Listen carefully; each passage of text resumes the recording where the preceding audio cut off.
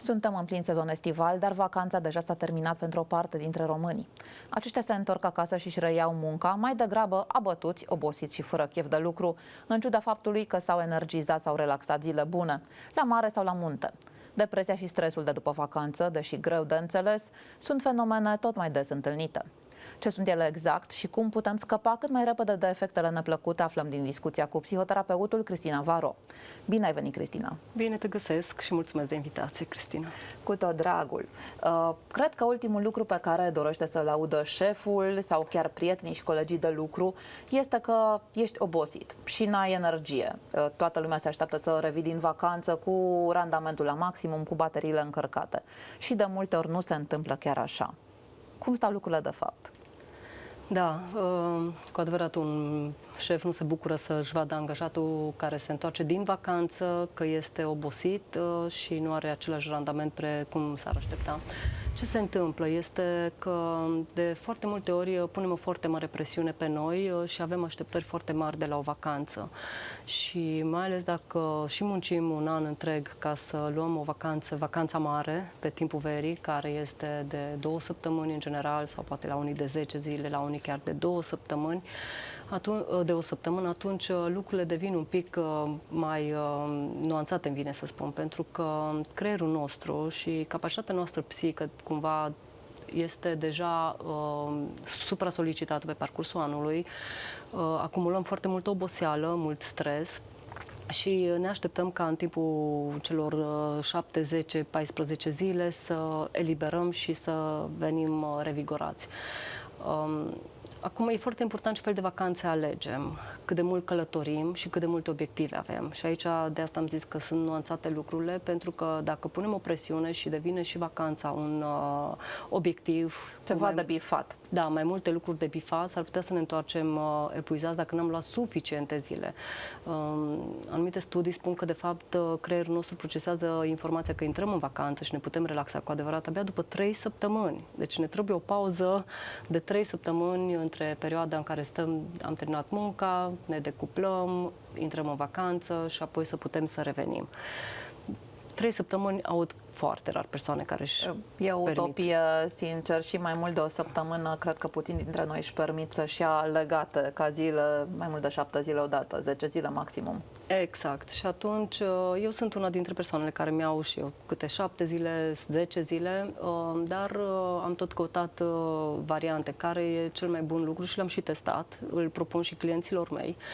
Drept urmare, de exemplu, când mergem în vacanță, e foarte important să stabilești de la început ce fel de vacanță vrei să ai. Pentru că sunt persoane care au nevoie de vacanțe active, le numesc eu, sau vacanțe pasive. Pasiv înseamnă că mă duc și aleg un loc în care prefer să stau timp de 7 seri, în care mă relaxez și rămân în acel loc, în acel oraș. De obicei e un sejur într-un resort în care exact. le nevești, faci plajă și cam atât. Exact. De multe ori all-inclusiv, toate sunt la îndemână. Așa. Sau mai sunt persoane care foarte activi de felul lor și le place să bifeze cât mai multe lucruri, să se bucure de experiențe noi, să descopere cât mai multe locuri. Atunci aceste vacanțe zic că sunt vacanțele active. Iar aici e foarte important să fie o înțelegere și între parteneri, între persoanele care merg în grupul lor de vacanță și câte zile stai, 2-3 zile, și trebuie să ai aici o practică, adică o abilitate pe care să ți-o dezvolți cu privire la făcutul bagajelor. Este iar un alt factor de stres, pentru că noi ne întâlnim cu diversi factori care ne pot stresa, lucruri care ar trebui să ne ușureze sau să ne relaxeze, să devină iar încă un loc în care ne simțim copleșiți. Deci în loc să anticipăm bucuria vacanței, să ne bucurăm că împachetăm în geamantan ce ne trebuie, devine un stres. Încă ceva de pus pe listă și ne supraîncărcăm? Da, da. De aceea propun, de exemplu, oamenilor care preferă vacanțele active, dar ei deja cam au asta. Am fost și eu și pe acolo și mai am uneori perioade. Un rucsac în spate, îți pui minimul necesar și atunci îți este foarte ușor ca după 2-3 zile să te iei și să călătorești, să mergi mai departe și nu ai o problemă cu prea multe lucruri de împachetat și de despachetat. Și e foarte important să-ți alegi niște locuri care să rezoneze cu tine, să simți că îți dau tot confortul acela psihic de care ai nevoie, în așa fel încât dacă simți că ai nevoie de o priveliște frumoasă, atunci să-ți alegi din start acele locuri care îți asigură o priveliște frumoasă. Dacă ai nevoie de o cameră foarte spațioasă, nu te duce într-o cameră îngustă, întunecată, că s-ar putea să fii foarte supărat acolo și să nu-ți încarci bateriile așa cum te-ai așteptat. E foarte important să știi ce anume îți place, ce urmărești într-o vacanță, ca să știi ce să cauți atunci când mergi. E foarte drăguț că ai pomenit de așteptările cu care mergem în vacanță, pentru că, într-adevăr, dacă acestea sunt nerealiste, ne întoarcem mai apăsați și negurați. Și, de multe ori, nu știu, aceste așteptări vin la pachet și cu grijile și anxietatea pe care nu o putem lăsa deoparte când plecăm, deși în mod ideal așa ar trebui să facem. Asta ține uneori nu știu, de motive pragmatice și practice. Nu știu, poate unor mergem în vacanță cu un buget redus, nu ne permitem un all inclusiv, așadar mai trebuie să gătim, poate locuim la cort, așadar vin niște griji la pachet, alteori mergem cu copii, o vacanță cu copii numai relaxată și liniștită nu poate fi. Ne întoarcem mai apăsați, mai încărcați și mai plini de frustrare că au plecat și zilele de concediu. Ce putem face? Da, ce putem face în aceste situații? Pe de o parte, e foarte important să avem într-adevăr un buget planificat, dar când avem și copii, e important ca și ei să participe la acest buget planificat, pentru că foarte mulți părinți devin foarte generoși cu copiilor și nu vor să le refuze nimic, sacrificându-și propriile lor plăceri. Atunci, într-o vacanță, pentru că sunt într-o familie, sunt ca într-o echipă, e important ca fiecare să știe de ce buget dispune. Uite, ai 20 de euro, 50 de euro, care sunt banii tăi în care vrei să te răsfezi și poți să-ți cumperi suveniruri, să ție sau la cei prietenii tăi apropiați. În momentul în care se stabilește contextul acesta, oamenii devin mai cumpătați sau știu ce anume își permit și prioritizează, de fapt, lucrurile, ce anume vor să viziteze, în ce localuri vor să mănânce, dacă vor să cheltuie pe suveniruri, pe diverse lucruri care te îmbie în fiecare stațiune, evident. Deci, în momentul în care ai așa o claritate, îți va fi mai ușor. Pe de o parte, deci, stabilit un buget în care să știi cât consumi, să-ți faci prioritatea legată de loc unde îți dorești, ce anume contează pentru tine, o mâncare savuroasă, o priveliște minunată, stai în fața mării, să stai la distanță față de ea, să mergi la munte, să faci drumeții, vrei să descoperi mai multe locuri și atunci stabilit, vreau să stau 2-3 zile sau vreau să stau o săptămână aici. Când stabilim că vrem să stăm o săptămână, e foarte ușor, îți găsești din start locurile din proximitate, dar dacă vrei să călătorești și să mergi să explorezi mai multe locuri dintr-o țară, de exemplu, sau o regiune, e important să ți le stabilești din timp, în așa fel încât să îți administrezi din nou cheltuielile, pentru că înseamnă iar o cheltuială ce ține de efort, de timp pe care îl petreci pe drum, de cazare, pentru că ele pot să difere de la un loc la altul și să vezi ce anume câștigi. Pentru că dacă eu mă duc și descoper mai multe locuri și mă revitalizez, mă bucur, wow, câte lucruri am făcut, cât de mult m-am bucurat, poți să o internalizezi, să o iei în tine cu o satisfacție, că am descoperit lucruri. Dar dacă mă duc și cumva parcă nu prea am chef sau fac mai mult pentru partener sau pentru parteneră și mă pun la dorința celuilalt, s-ar putea să acumulezi o mică frustrare. De aceea zic că e foarte important să clarifici lucrurile acestea în echipă, fie că e în relația de cuplu sau în relația cu prietenii, ce anume așteptăm de la vacanță, cât de mult vrem și facem această negociere înainte de vacanță cu partenerul, pentru că și într-un cuplu, într-o familie, unul poate să fie drumoman, să-și dorească o vacanță activă, iar celălalt este mult prea obosit și nu dorește decât să stea pe șezlong. Negociem înainte ca să nu fie discuții acolo? Ar fi ideal.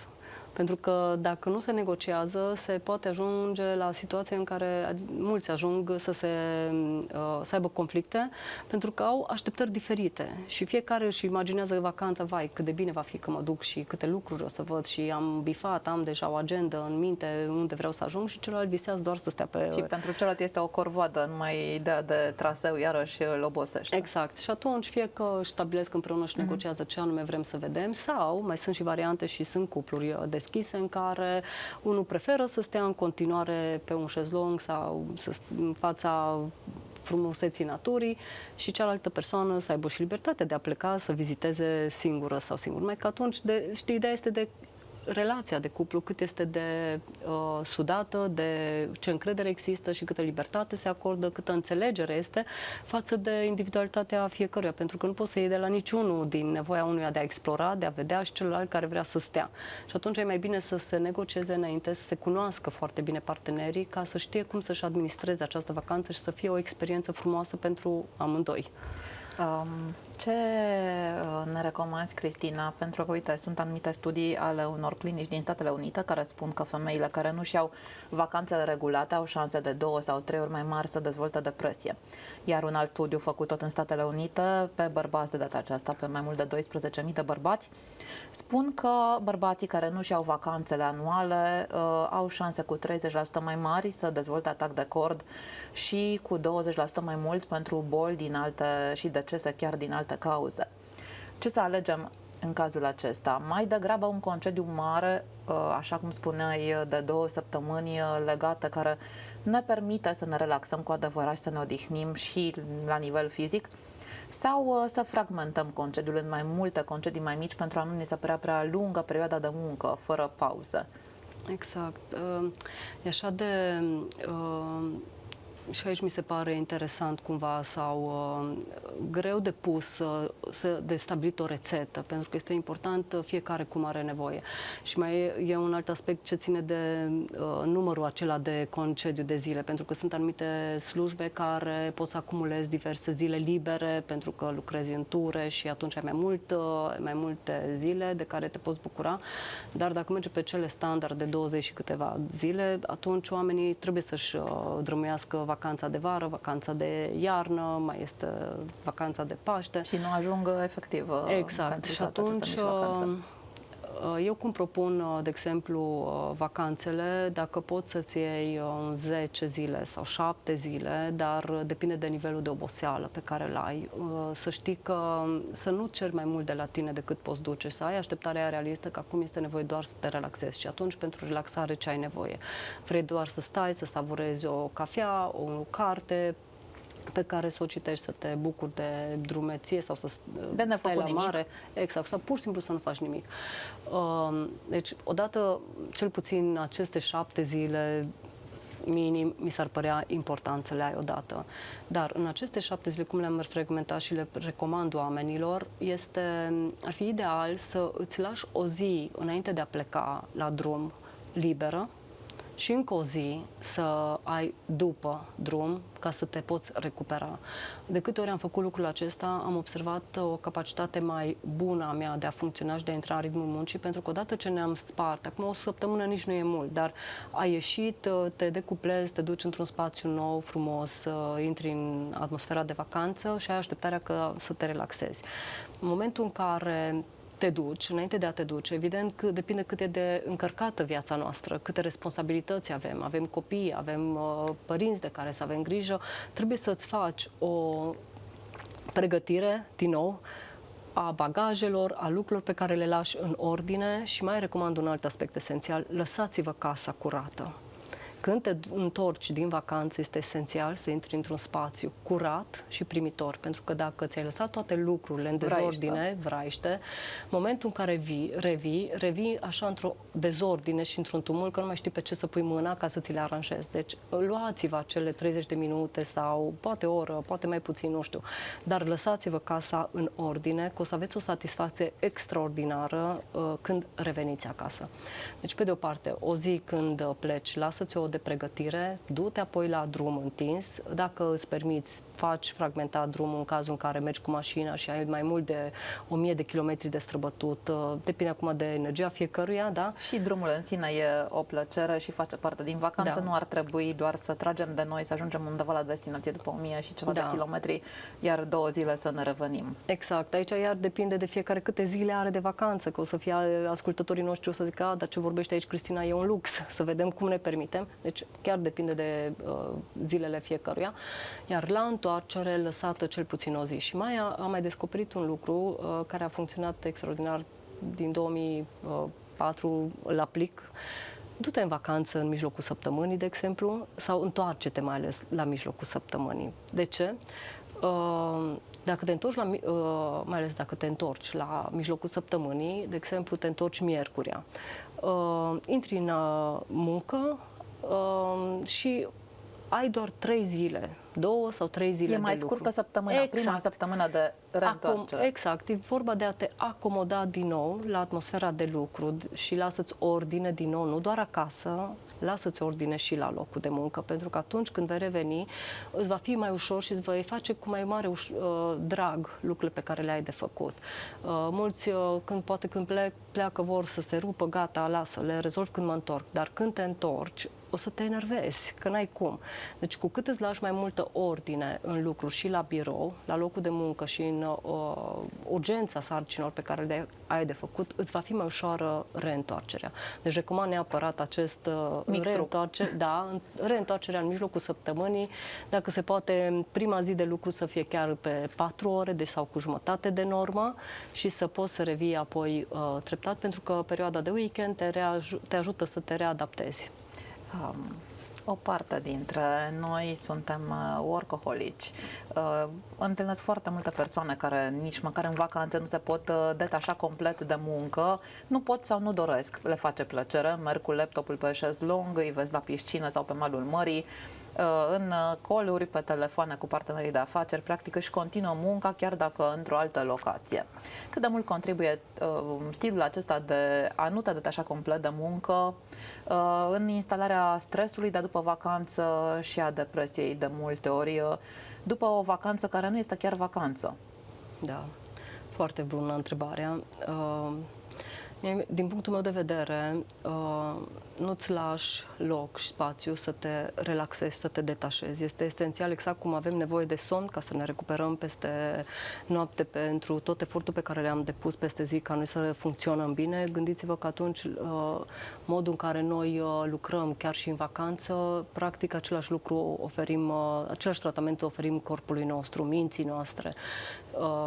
Pe termen lung, eu zic că nu este bine, pentru că efectiv tu nu asimilezi și nu-ți dai seama, am avut o perioadă de pauză sau nu, pentru că rămâi foarte concentrat. De fapt, aici este ideea. Unde ți este atenția în timpul vacanței? Ori dacă atenția mea este în continuare să rezolv probleme, mintea ta nu se decuplează de la probleme, de la sarcini pe care le avem. Și atunci, dacă, eu chiar propun, mergeți în vacanțe fără laptopuri, fără laptopul de serviciu, lasă-l acolo. Munca ta trebuie, dacă depinde de munca ta, depinde și alți oameni, evident că există cineva să te înlocuiască, iar dacă nu există, anunță-ți clienții că în perioada... Lipsești. Da. Și este foarte drăguț. De exemplu, clienții mei de multe ori mă întreabă, tu când mergi în vacanță și ce bine că nu te deranjăm. Deci, mie mi se pare ceva extraordinar, dar în momentul în care te setezi că în perioada asta nu sunt doar pentru mine în vacanță, mi se pare incredibil. Realmente nici nu sunt căutată de clienți. Chiar m-am întors și eu din vacanță de o săptămână și ceva. Și în momentul în care eram pe drum spre casă, au început să curgă telefoanele, solicitările, ce înseamnă că mi-am dat așa un moment de pauză, că parcă am transmis informația. O altă categorie de persoane cumva la antipod față de cei care lucrează mereu chiar și în vacanță și nu își oferă timp liber sunt cei care se întorc stresați și abătuți din vacanță dintr-un cu totul alt motiv. Și anume, nu trăiesc niciun fel de satisfacție la job, privesc munca ca pe o corvoadă și se întorc cu un gust amar că practic trebuie să mai și lucrezi în viața aceasta și nu pot nici cum să digere, să se împace cu această idee și nu găsesc satisfacția în acea muncă. Cum se pot redresa sau cum s-ar putea echilibra aceste persoane care poate sunt nevoite să rămână încă o perioadă bună de timp în acel job care nu le conferă nicio satisfacție? Pentru aceste situații în care nu ai nicio posibilitate să pleci deocamdată și ești nevoit să mai stai o perioadă, Propun să ai mici locuri, insule de satisfacție și relaxare, fie că este o relație cu un coleg sau o colegă, fie un mic proiect de la lucru, dar dacă nu se poate nimic de la locul de muncă, trebuie să vezi beneficiul pe care ți-l aduce acel loc de muncă, pentru că dacă vei vedea doar o constrângere, atunci va fi într-adevăr doar o corvadă și nici nu vei presta. Deci adică acel beneficiu poate fi și salariul lunar pe care îl iei. Exact, asta voiam să spun. Poate să fie salariul, asigurările pe care le ai plătite, acel salariu te lasă să poți să-ți achiți niște datorii.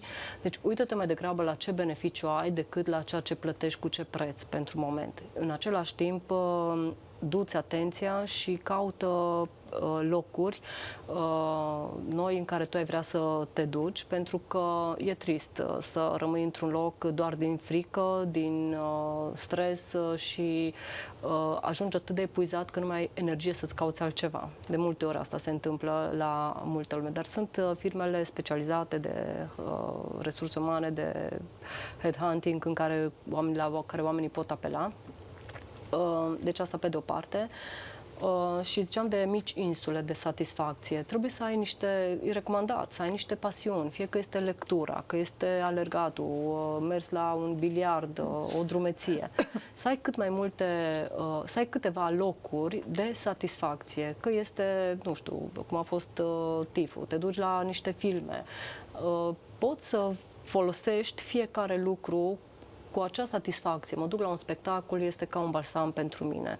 Deci alegi acele locuri și lucruri, activități care să-ți dea o satisfacție și să simți că nu ești doar un roboțel și prins într-o matcă, nu prea ai nimic de făcut. O rotiță de hamster unde trebuie să rămâi momentan. Și în plus, chiar avem de ales și asta este uneori foarte dureros de acceptat, mai ales când simțim presiunea că nu am de ales, dar din punctul meu de vedere, atâta vreme cât nu suntem încarcerați, chiar există atâtea alte locuri în care putem căuta. Deci, mi-amintesc de o firmă cu care lucram, în care oamenii ziceau, nu se poate, că orașul mic, că nu avem unde pleca și mă gândeam, băi, nu se poate, adică și dacă faci o navetă, că și eu am făcut și naveta, deci, dar te duci, faci un efort, dar ai o satisfacție. Deci trebuie să fii dispus și la o plată, că dacă vreau să rămân în zona mea de confort și aici, lângă mine, să găsesc și lucru, s-ar putea să te condamni la o stare de alertă, de tensiune și o inerție care nu-ți face bine. Exact, exact. Asociația Americană de Psihologie spune că beneficiile vacanței dispar, din păcate, la câteva zile după reîntoarcerea acasă pentru 2/3 din adulții care lucrează. Cum putem prelungi aceste beneficii sau dacă le putem prelungi și spuneai de acea zi în plus pe care ți-o acorzi la sosirea din vacanță? Mai există și alte soluții? Da.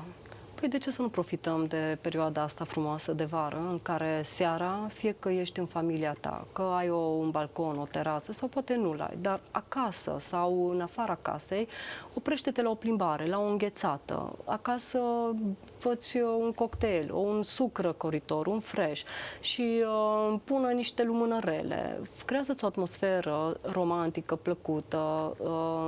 Acum lumânărele pe căldura asta nu, dar stai și admiri cerul, îmi vine să spun. De cele mai multe ori, dacă stai să admiri apusul, este un spectacol absolut grandios, dar este foarte relaxant pentru mintea noastră. Deci stai și privește lucrurile, natura, care te pot bine dispune, te pot însufleți și sunt lucruri atât de ușoare și gratuite pe care și le putem face oricare. Cristina, nu avem ochi să vedem frumusețea naturii poate decât în acele zile de vacanță. Admirăm un apus când suntem plecați, poate la mare sau la munte, dar același apus trece neobservat dacă suntem în grădina casei sau pe balcon. Exact, exact.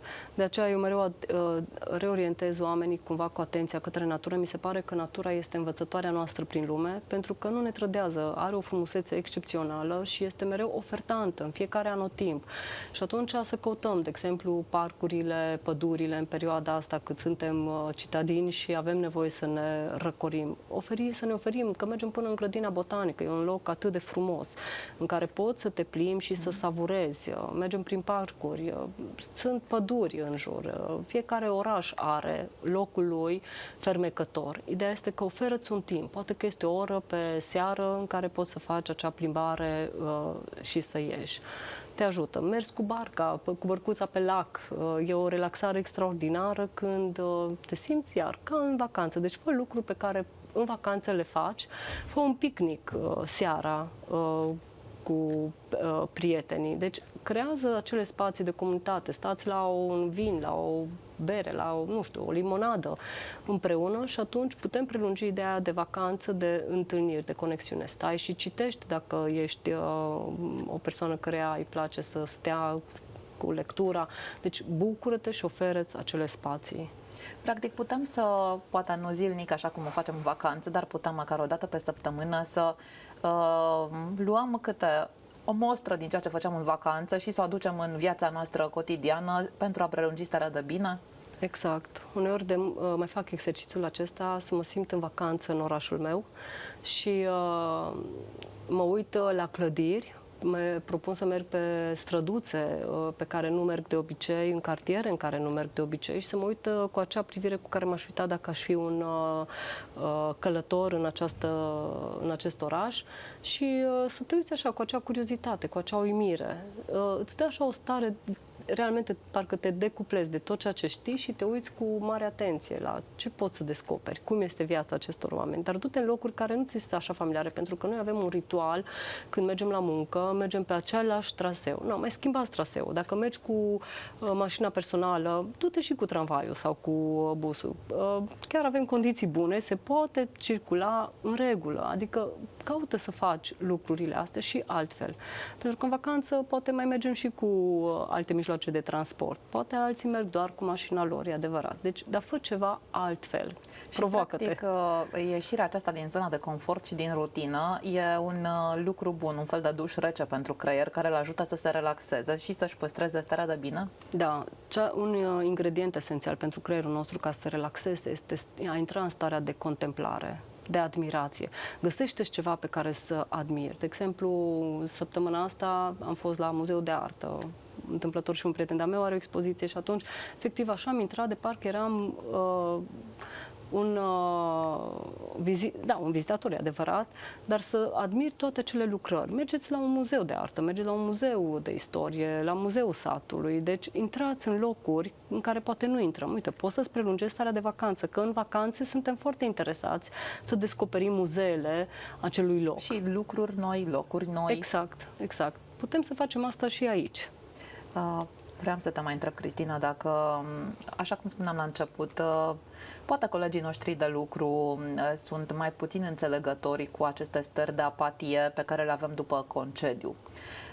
Și e și normal, mai ales din partea colegilor care încă nici n-au ajuns în concediu și nu cred că au prea multă înțelegere cu cineva care vine obosit dintr-o vacanță. Pe de altă parte, vreau să te întreb, este vorba de o simplă nostalgie după vacanța care a trecut sau e mai mult decât atât când vorbim de stresul de după vacanță și poate chiar stările depresive? Putem vorbi și despre simptome fizice, adică, nu știu, insomnii, dureri de cap, lipsa poftei de mâncare care vine la pachet cu o stare neplăcută și efectele acestea care ne trag în jos energia? Dacă se ajunge până aici și ai fost într-o vacanță, lucrurile sunt cam grave din punctul meu de vedere și ar trebui să iei măsuri. Asta înseamnă că acel loc cu adevărat nu-ți priește, s-ar putea să fii într-un burnout și o vacanță de 10 zile nu ți este de ajuns și va trebui să faci o pauză mai mare. Iar în situația asta trebuie văzut ce soluții și resurse ai la îndemână ca să poți să te reconfigurezi. Trebuie să negociezi cu managerul tău, cum poți să îți iei o pauză, să negociezi timpul de lucru, pentru... Dacă s-a ajuns în spațiul acesta, nu prea mai sunt. Adică îți trebuie o pauză, asta e clar. De multe ori suntem tentați să tragem și mai mult de noi. Tocmai avem setat în minte că tocmai am fost în concediu și teoretic nu ar trebui să ne simțim obosiți, deși o simțim ca oboseală în corp, dar atunci punem și mai multă presiune pe noi, trebuie să mergem înainte. Da. Nu există, nu ai nicio scuză să nu mergi înainte, ai venit din vacanță și acel push pe care îl pui în continuare dar pe tine. Asta trebuie văzut dacă ți-l pui singur sau vine din afară. Pentru că dacă am așa presiunea asta interioară, că am mers în concediu, trebuie să mă relaxez, să vin cu foarte multă poftă de muncă. Nu, am mers în concediu și revin și îmi continui munca. Adică nu încep, ci continuăm. E foarte importantă și setarea asta noastră, cum ne stabilim curgerea asta vieții, pentru că este muncă, o pauză, iară muncă, până când ne va fi perioada aia de pensie. Dar și la pensie vedeți că persoanele care rămân active fac față mult mai ușor perioadei acesteia față de cele care se pensionează cu totul și rup relațiile. Asta fi o temă interesantă, cum am trece prin minte. Dar acum, pentru cei care revin la muncă, apropo de când îți este așa de greu, mai sunt două trucuri, vine să spun acum, poate or să mai vină și altele. De exemplu, aduți o cană pe care poate ți-ai cumpărat-o în vacanță, stabilește-ți ancore, aduți o poză, o amintire pe care ți-ai luat-o din vacanță și îți face plăcere, te bucuri, adu-l cu tine la birou. Poate îl poți vedea chiar pe birou, poate că va fi pe scaunul tău de lucru, dar ceva care să-ți creezi o stare de satisfacție, de bine. Pentru că văzând acel obiect, creierul tău se asociază cu starea de bine pe care ai avut-o în concediu. Și atunci ai o ancoră vizuală cu tine și care să-ți creeze și o satisfacție interioară. Asta pe de-o parte. Pe de altă parte, îmi vine să spun, ziceam, să-ți faci plăcută intrarea din nou în muncă.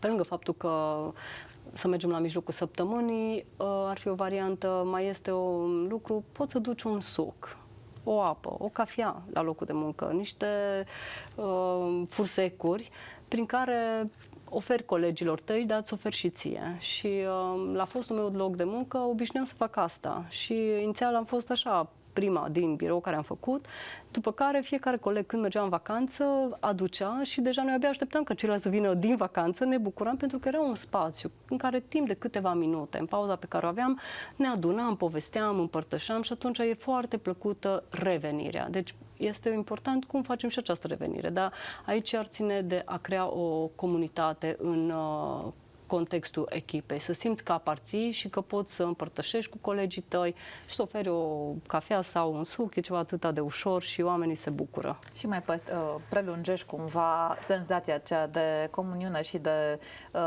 bună dispoziție din vacanță, din zilele libere.